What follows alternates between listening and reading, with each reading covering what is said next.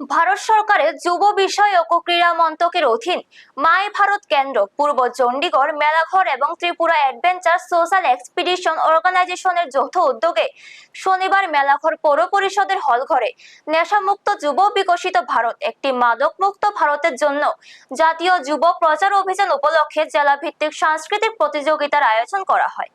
অনুষ্ঠানের উদ্বোধন করেন সিপাহীজলা জেলা পরিষদের সদস্য ও সমাজসেবক প্রসেনজিৎ ঘোষ।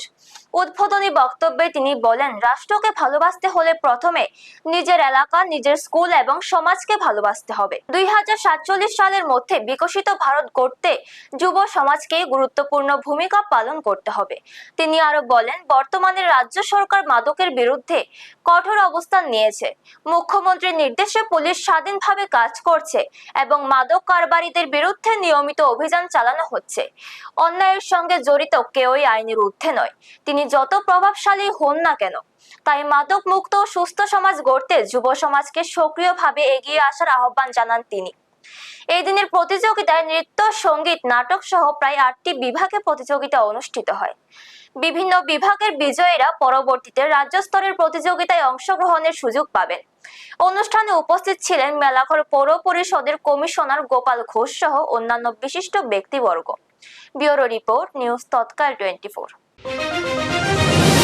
আমি আগ্রহ করবো আমার যুবদের উদ্দেশ্যে,